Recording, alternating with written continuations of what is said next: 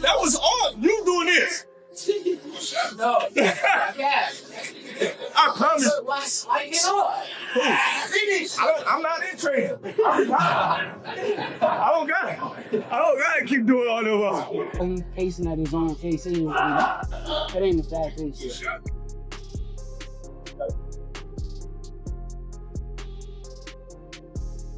Boxing, he's definitely talented. You know what I mean? And he's definitely got that it. And yeah, he's definitely respected in boxing. But Shakur is a different fighter. Terence Crawford enters Shakur Stevenson's camp and offers sharp insight, teaching smart angles, composed defense, and precise counterpunching to outthink Teofimo Lopez and control each round with confidence.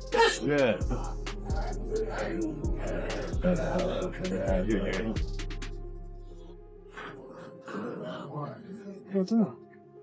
No. I want you to pull.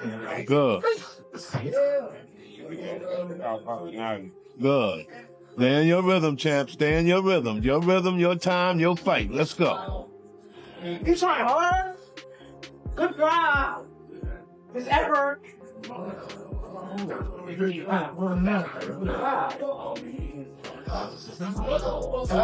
Cool.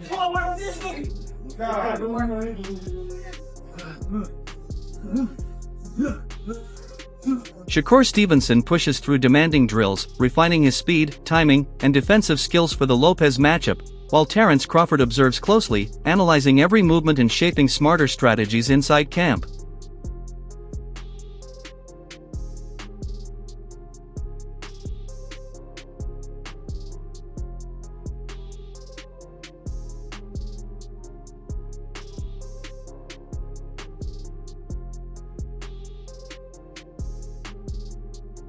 Shakur's coach says he fears no opponent, explaining that Stevenson is willing to step in with anyone, accepts every challenge, and is ready to fight absolutely anybody. Best of the best of the best.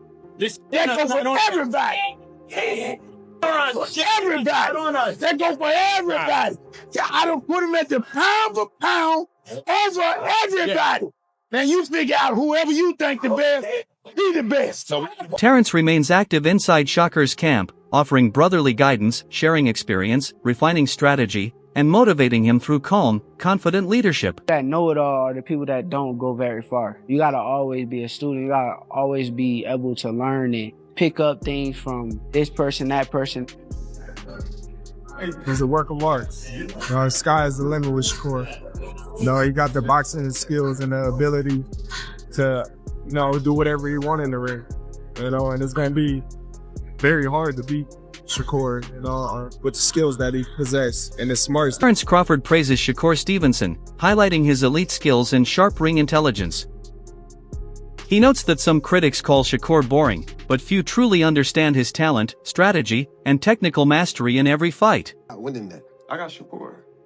Are you saying that because that's your man? You don't like taking. Inside Stevenson's camp, Crawford teaches a wide range of techniques, stressing the importance of learning different tricks from different fighters and applying them at the right moments. Like, kind of thing, like, no disrespect. Like, it's like, like when you go to cookouts and all your family be sitting there playing spades and like our type culture, I guess.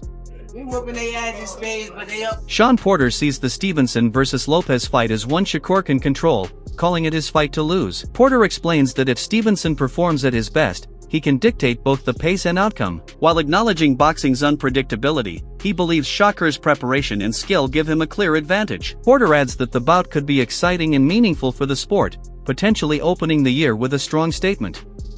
He reflects on boxing's unfinished business from last year and hopes this fight brings closure. Overall, he respects both fighters but emphasizes that execution will determine the result. It's some other ways it could go, but a lot of people think it's gonna be. It could possibly be boring.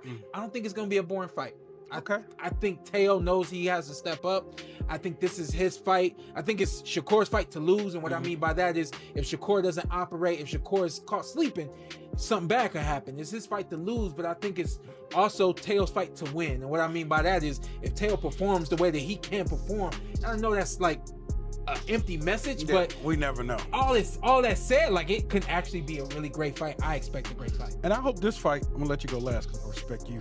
Every time I'm in an argument, we talked about what we talked about for the show. We all disagreement. I said, boy, I call Sean Zartel right now, eat your ass up. But I didn't want to do that. But I hope Teo and Shakur starts the year off big and actually builds the sport of boxing for have a great year.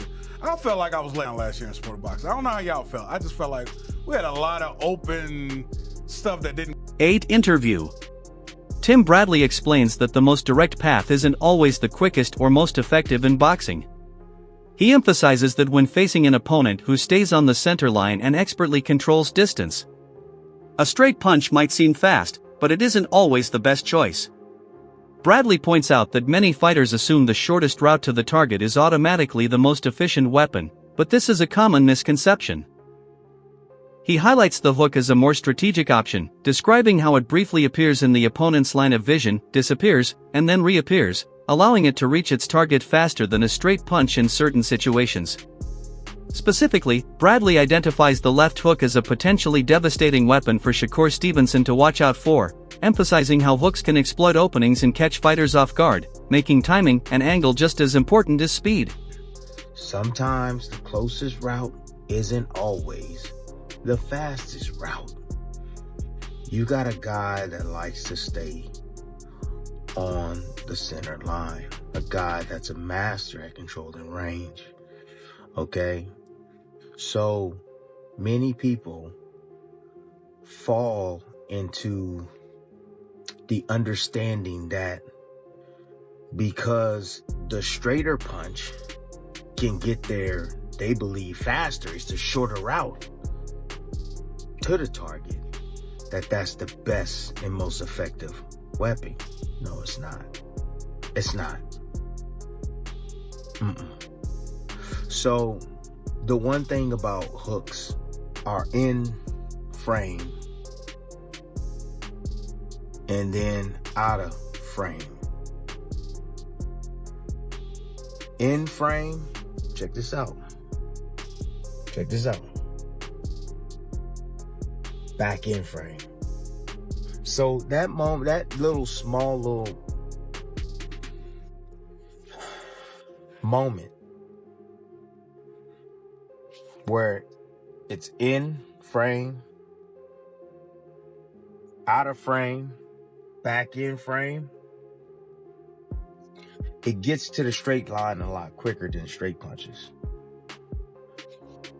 The punch that I'm worried about for Shakur getting hit with the most from Teo, and he's devastating with this punch, is the Regis Probe highlights Shakur Stevenson's superiority in both mental approach and technical boxing skills compared to Teofimo Lopez. He notes that while Lopez possesses impressive athleticism and raw talent, he often struggles with focus, consistency, and maintaining the right mindset during high-pressure moments. Progre explains that Stevenson's calm composure, strategic thinking, and precision in the ring give him a decisive edge, particularly in anticipating opponents' moves and adjusting his tactics mid-fight. According to Prograde, Lopez's natural ability alone is unlikely to match Stevenson's disciplined approach, which combines tactical intelligence and physical skills seamlessly. He also stresses that mental toughness can often outweigh physical advantages, making Stevenson a more reliable and prepared fighter in this matchup. Ultimately, Prograde positions Stevenson as the fighter with a clearer plan, better awareness, and stronger consistency, highlighting why. After that, I feel like Shakur is probably gonna start stepping up, and Teo's gonna try to hit him, and it's not gonna work. And then Shakur might start. The thing about Shakur is a very good, a real good counterpuncher, really sharp, real sharp with the counterpunch. He sneaks those punches in, and that's the ones that hurt the most when he just sneaking them in when you're not supposed to hit him. So I definitely feel like, I feel like Shakur is gonna beat him comfortably. Not knockout, but comfortable 12 rounds for sure. Have you sparred Lopez before? I never sparred Teo, though. Never sparred Teo. Teofimo Lopez and Shakur Stevenson. That definitely makes sense. Who do you think is going to win that fight? I got Shakur for sure. Shakur.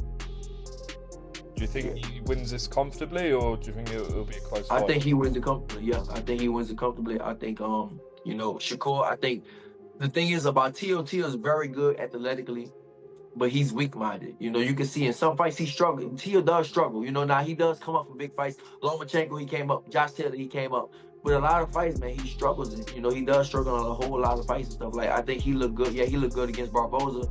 But like I said, for the most part, Teo does struggle. And I think he struggles mentally with a lot of things. But I think with Shakur, I think Shakur's going to break him. I think maybe the first two or three rounds, it might be a close fight. You know, it might be close.